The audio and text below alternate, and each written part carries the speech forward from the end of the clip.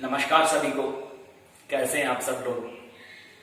हम लोगों ने कल लास्ट किया था बल फोर्स पढ़ा था। हम लोगों ने मोशन के लॉ पढ़ रहे थे। हम तीनों नियम हमने पढ़ लिए थे, न्यूटन ने जो दिए थे। आज हम उससे आगे कंटिन्यू करने वाले हैं। ठीक है, तो ध्यान देना है। क्लास के अंदर अच्छी तरह से सीखना है हमको। ध्यान से धीरे धीरे धीरे धीरे करके आगे पढ़ते रहना है। चलिए, तो आज का टॉपिक शुरुआत करते हैं। पिछला हमने फोर्स पढ़ा था। कोई ज्यादा टफ टॉपिक्स नहीं पढ़ रहे हैं हम, कोई ज्यादा कठिन टॉपिक नहीं पढ़ रहे हैं कि आप लोगों को समझने में दिक्कत हो रही हो। बिल्कुल नहीं हो रही होगी। कोई ऐसे इजी टॉपिक हैं जो हम 11th 12th और 10th 9th में भी बेसिक लेवल पे हम लोग इनको पढ़ते हैं। तो आज बल से आगे हम लोग स्टार्ट करने वाले हैं। तो बोर्ड पे ध्यान देना है। मन के अंदर जो भी चला निकाल दो। चैनल को सब्सक्राइब कर दो। कर रखा है तो बहुत बहुत धन्यवाद। देख रहे हैं कंटिन्यू तो बहुत बहुत धन्यवाद। नहीं देख रहे हैं तो भी लोगों को बताइए कि अगर कोई पढ़ना चाहता है तो उनको भी दर्शन कराइए हमारे चैनल के, कि वो लोग पढ़ सकें। ठीक है, तो ध्यान देना है चैनल के ऊपर, और चैनल से ज्यादा ध्यान देना अपनी पढ़ाई के ऊपर। ठीक है, ये सबसे पढ़ाई की प्राथमिकता सबसे पहले रखनी है। प्राथमिकता पढ़ाई को ही देनी है। ठीक है, और भी आप घर पे कुछ काम, क्योंकि अभी क्या चल रहा है, पूरा कोचिंग है, जो स्कूल हैं, जो भी आप इंस्टीट्यूट में पढ़ते हैं, सब क्लोज्ड है। आजकल हर विद्यार्थी, हर स्टूडेंट ऑनलाइन क्लासेस ज्वाइन कर रहा है। ठीक है, तो इसी वजह से मैं खुद स्टूडेंट हूँ। इसी वजह से मैं भी ऑनलाइन क्लासेस आपके लिए लेकर आया हूँ, जो आपके लिए थोड़ी बहुत हेल्पफुल तो हो सकती हैं। इतना तो मैं कह सकता हूँ। ठीक है, तो आपको ध्यान देना है, अच्छी तरीके से पढ़ते रहना। पढ़ना आपका काम है, सिखाना मेरा काम है। समझ गए। तो चलिए आज का टॉपिक चालू करते हैं। आज का टॉपिक है मोमेंटम, संवेग। और भी टॉपिक्स हैं। पहला टॉपिक हम पढ़ रहे हैं मोमेंटम, संवेग। कल हमने बल कर लिया था, गति के 3 नियम पढ़ लेते। उससे पहले मोशन इन स्ट्रेट लाइन पढ़ ली थी, सरलरेखा में गति पढ़ ली थी। आज हम पढ़ रहे हैं मोशन के लॉ के अंदर संवेग। वेग हमने पढ़ा था, अब पढ़ रहे हैं संवेग। ठीक है, तो संवेग क्या होता है, उसकी डेफिनेशन क्या होती है, बोर्ड पे ध्यान देना, सब कुछ समझाऊंगा। ओके, संवेग क्या होता है कभी आपने पढ़ा होगा, पढ़ चुके हैं, कोई दिक्कत वाली चीज नहीं है, और बहुत इजी सी चीज है, और बहुत आसान सी चीज है। देखिए संवेग क्या होता है, ध्यान से सुनिएगा, इसकी लैंग्वेज क्या होती है। वस्तु द्वारा संग्रहित गति की मात्रा संवेग कहलाता है। वस्तु द्वारा संग्रहित गति की मात्रा संवेग कहलाता है। दूसरे शब्दों में मैं कहूं, किसी वस्तु के द्रव्यमान और वेग के गुणनफल को ही संवेग कहते हैं, मोमेंटम कहते हैं। क्लियर रहेगा, किसी वस्तु के द्रव्यमान और वेग के गुणनफल को ही मोमेंटम कहते हैं, संवेग कहते हैं। Mass into velocity. ठीक है, ये हो गया आपका संवेग। ठीक है, क्लियर है क्या। चलिए इसको पी से डिफाइन करते हैं हम। क्यों, अब इसके रीजन पूछिए। एम से क्यों नहीं करते थे, मोमेंटम है तो। इसको इसलिए करते हैं क्योंकि P is equal to momentum is equal to संवेग is equal to m into v, द्रव्यमान टू वेग। अगर इधर भी m है इधर भी m है तो कंफ्यूज नहीं होंगे क्या लोग। इस वजह से P से डिफाइन करते हैं इसको। तो P is equal to m into v। क्या हो गया, संवेग इज इक्वल टू द्रव्यमान, मास इंटू वेग। ठीक है, mass into velocity is equal to momentum. Clear है क्या। यही इसकी डेफिनेशन है, यही इसका फॉर्मूला है, यही सब कुछ है, यही संवेग है। क्लियर है क्या। चलिए, तो ये फॉर्मूला आपको याद रखना है, P बराबर m। अब देखिए यहां पर मास क्या है, अदिश राशि है, जबकि v क्या है, सदिश राशि है। तो अगर v सदिश है तो p भी इसमें सदिश होगी। ठीक है, तो संवेग भी क्या होगी, यह सदिश राशि है।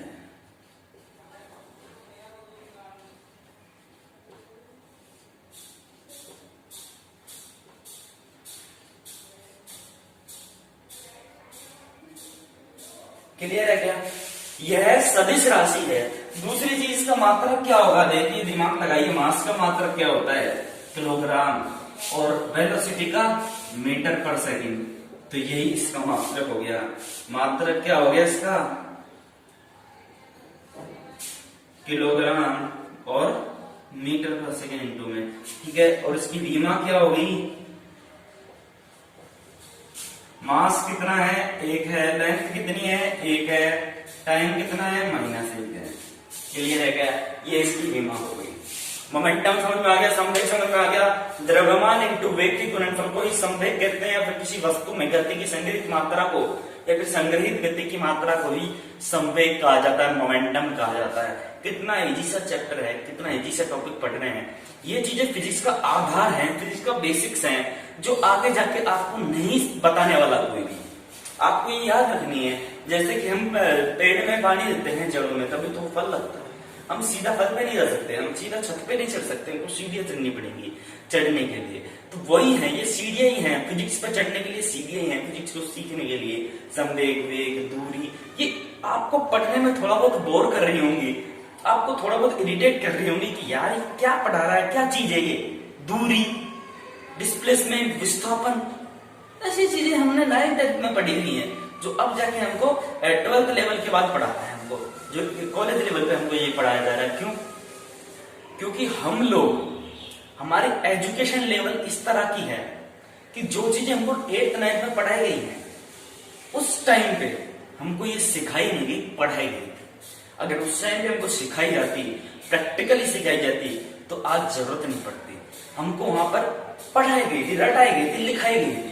जो 9th और 8th में पढ़ाई गई थी, 11 12 तक आते आते याद तो है, नाम तो याद है संवेग क्या होता है, लेकिन ना तो लैंग्वेज याद है, ना यूज कैसे होता है, मतलब कहां दिख रहा है संवेग, दिखता कहीं नहीं है। प्रैक्टिकली हमको समझ ही नहीं आता कि मोमेंटम है क्या चीज, what is the momentum in the physics, ये हमको कुछ भी समझ में नहीं आता।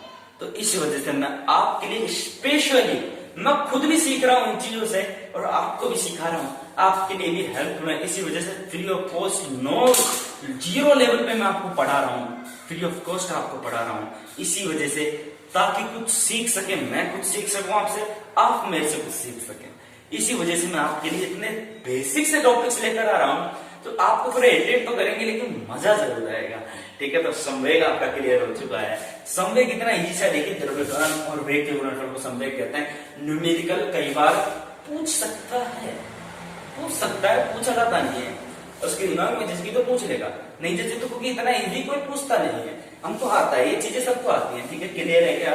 तो संवेग समझ में आ गया। द्रव्यमान इंटू वेग सदिश राशि है, मात्रा किलोग्राम मीटर पर सेकंड है, और विमा m1 m1 t-1 है। चलिए नेक्स्ट टॉपिक पर बढ़ते हैं आज के, जो और भी शानदार होने वाला है, अच्छी चीज सीखेंगे। छोटा सा टॉपिक था कोर्स के बाद, जो मैंने आपको क्लियर करा दिया है। नेक्स्ट टॉपिक की तरफ बोर्ड पर ध्यान दीजिए। अब देखिए एक बेहद छोटा सा टॉपिक, आवेग, इंपल्स। आवेग क्या होता है, कई बार हमको नहीं पता। आवेग तो ऐसा टॉपिक है जो कई जगह इस पर जिक्र ही नहीं किया जाता, नाम ही नहीं लिया जाता कि आवेग भी कोई चीज होती है। क्यों? क्योंकि ये चीज कहीं पे काम नहीं आती है, लेकिन फिर भी हम लोग सीखने वाले हैं कि आवेग क्या होता है, इंपल्स क्या होता है। देखिए कोई भी वस्तु है, उस पर कोई भी बड़ा बल का मतलब है, आपकी बुक में दे रखा बड़ा बल, कोई बड़ा बल किसी वस्तु पर थोड़े समय अंतराल के लिए लगता है, तो बल तथा समय अंतराल के गुणनफल को आवेग कहते हैं। ये आपकी बुक में दे रखा है। बड़ा बल का मतलब ये नहीं है कि कोई साइज में बड़ा बल, नहीं। बड़ा बल का मतलब है कोई ज्यादा बल, अधिक बल, जैसे कि 100 न्यूटन का, 1000 न्यूटन का, इस प्रकार से बड़ा बल किसी वस्तु पर थोड़े समय अंतराल के लिए, मतलब समय अंतराल थोड़ा, मतलब अल्पांश, समय अंतराल डेल टी लिखेंगे इसको। क्लियर है क्या? थोड़े की बात हो जाए, अल्प की बात हो जाए, वहां पर अल्पांश लगा देते हैं, डेल लग जाता है अल्पांश के लिए। क्लियर है क्या? तो चलिए वापस लैंग्वेज इसकी बोल देता हूं कि जब कोई बड़ा बल किसी वस्तु पर थोड़े समय अंतराल के लिए कार्य करता है, तो बल तथा समय अंतराल के गुणनफल को आवेग कहते हैं। क्लियर है क्या? देखिए आवेग को आई से भी दर्शा देते हैं, कई जगह जे से भी दर्शाते हैं, हम लोग आई से दर्शाएंगे। I is equal to F into del T. Clear है क्या? बल इंटू समय, है ना? तो आवेग ये हो गया अपनी परिभाषा। तो आवेग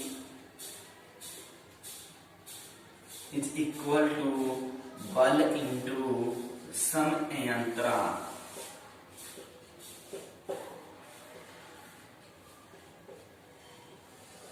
ओके, क्लियर है ये चीज? चलिए अब बताइए इसका मात्रक क्या होगा। सबसे पहले तो सदिश राशि है क्या? बल सदिश है क्या? बल सदिश है तो आवेग भी सदिश राशि होगी। यह क्या है, एक सदिश राशि है। इसका यूनिट क्या होगी, मात्रक क्या हो गया इसका, बल का मात्रक क्या होता है, न्यूटन, समय का सेकंड।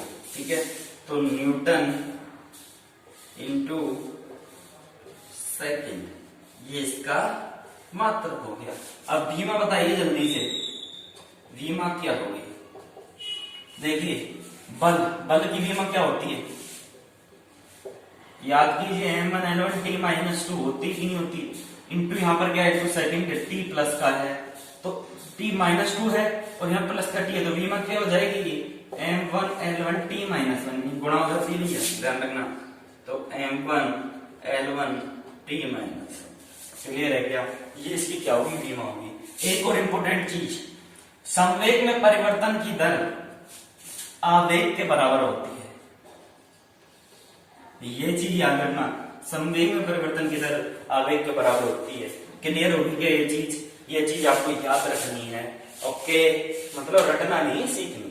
चलिए आई बराबर क्या हो गया, एफ इंटू डेल टी, बल इंटू समय अंतराल, ये आपका इम्पल्स हो गया, सदिश राशि है, न्यूटन इंटू सेकंड, इसका क्या है, मात्रक है, और विमा m1 L1 t -1 है, ये आपका क्लियर हो गया क्या, ये आपका आवेग हो गया। क्लियर है, चलिए ये सदिश राशि है, यहाँ पर वेक्टर साइन लगा देते हैं। ओके, चलिए नेक्स्ट टॉपिक की तरफ बढ़ते हैं जल्दी से, बिना कोई समय बर्बाद किए, समय बहुत कम होता है अपने पास। ओके, चलिए अब देखिए लिफ्ट वाला क्वेश्चन, ये जो पढ़ाने वाला हूँ लिफ्ट का जो चैप्टर है, लिफ्ट का जो मतलब सेशन अपना आने वाला है, टॉपिक जो पढ़ाने वाला हूँ वो बहुत ही इंपॉर्टेंट होने वाला है, क्योंकि इससे जुड़े क्वेश्चंस न्यूमेरिकल अधिकतर पूछे जाते हैं। अधिकतर जो ये मैं फॉर्मूला बताऊंगा, इससे जुड़े हुए क्वेश्चन आपको अधिकतर मिल जाएंगे, मतलब ज्यादातर इस पे क्वेश्चन आते हैं, इस टॉपिक पे।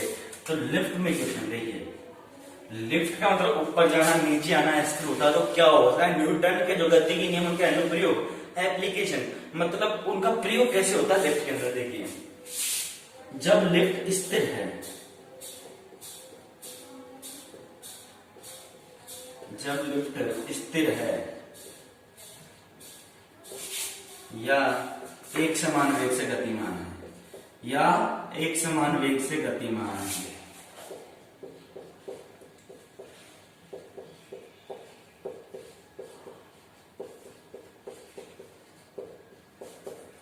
तो देखिए जब लिफ्ट स्थिर है या एक समान वेग से गतिमान है, तो देखिए वर्क क्या होगा, मतलब कुल मिलाकर वर्क क्या होगा, तो आर से डिफाइन कर रहा हूं, डब्ल्यू भी लिख सकते हैं, आर इज इक्वल टू होगा mc। mc का मतलब क्या है, यहाँ पर मास और जी गुरुत्वीय त्वरण। ठीक है, क्लियर है क्या, m क्या है मास और g क्या है गुरुत्वीय त्वरण। जब लिफ्ट एक त्वरण से ऊपर जाती है, अब क्या हो रहा है, जब लिफ्ट एक त्वरण से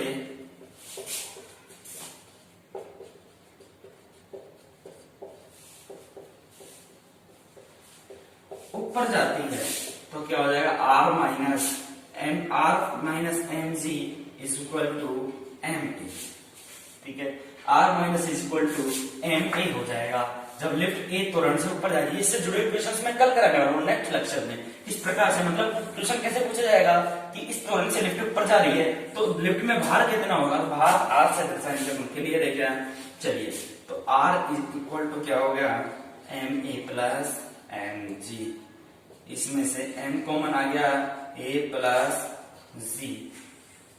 ठीक है, अब इसमें से g भी कॉमन ले लीजिए, एम जी हम एक साथ रखते हैं, तो एम जी ए अपॉन जी प्लस 1, ये हो गया आर एस। क्लियर है क्या, ये फॉर्मूला हो गया एम जी कोष्टक में ए अपॉन जी प्लस 1। ओके, क्लियर है, जब लिफ्ट ए त्वरण से ऊपर जाती है। अब देखिए नीचे आती है जब क्या होता है, ऊपर लिख के बताता हूं, ये नोट कर लेना।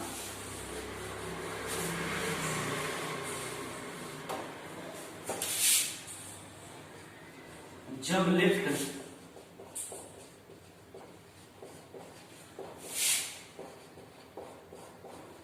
एक त्वरण से नीचे आती है,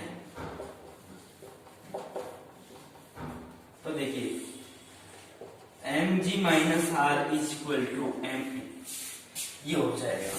ठीक है, तो आर इधर ही रहने दीजिए, तो एम जी माइनस एम, तो आर इक्वल टू वही एम जी कॉमन 1 माइनस ए अपॉन सी। ये आपका क्या हो गया, दूसरा फॉर्मूला हो गया जब लिफ्ट एक त्वरण से नीचे आते हैं। एक और चीज है जब लिफ्ट टूट जाती है,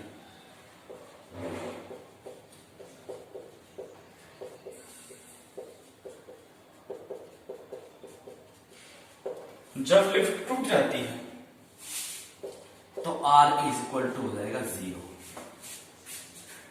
क्लियर है क्या, R इज इक्वल टू भार बराबर क्या हो जाएगा, 0 हो जाएगा। ये सारे फॉर्मूले जो मैंने डब्बे में बंद किए, आपको सर्किल में बंद किए हैं, वो याद रखने, आपको लिखना है, समझना अच्छे तरीके से कि जब लिफ्ट ए तोड़ने से नीचे आती है तो क्या होता है, M G minus R is equal to M A, R is equal to M G minus M A, R बराबर एम जी 1 कोष्टक में 1 माइनस ए तो जी। देखिए एम क्या मास है, जी क्या गुरुत्वीय त्वरण है, ए रेखीय त्वरण है, और जी क्या गुरुत्वीय त्वरण है। सारी चीजें क्लियर है। और भार आर क्या यहाँ पर भार है, ये फॉर्मूले होते हैं जो साइंटिस्ट ने अपने हिसाब से पुट किए, मतलब बनाए हैं कि इन फॉर्मूलों में अगर आप चेक करेंगे तो आंसर आपके बिल्कुल करेक्ट आने वाला है। क्लियर है क्या, तो कोई भी लिफ्ट का अगर भार तय करना है हमें न्यूटन की गति के नियम होगा तो इन फॉर्मूले से होगा। ये फॉर्मूले आपको याद रखने बस, और कुछ नहीं करना। ओके क्लियर, चलिए तो नेक्स्ट लेक्चर में हम लोग इस पर जुड़े हुए क्वेश्चंस करने वाले हैं। जो हमने जो भी टॉपिक्स पढ़े, बल पढ़ा है, मोमेंटम पढ़ा है, इम्पल्स पढ़ा है, न्यूटन की गति के तीनों नियम पढ़े हैं, ये जो फॉर्मूले ज्यादातर इन पे क्वेश्चन मतलब और बहुत शानदार क्वेश्चन होने वाले हैं। क्लियर है, चलिए नेक्स्ट लेक्चर में हम लोग पढ़ेंगे बहुत शानदार तरीके से। नेक्स्ट लेक्चर के लिए आप लोग वेट करिए, या तो कल आएगा या फिर परसों आएगा। ओके चलिए।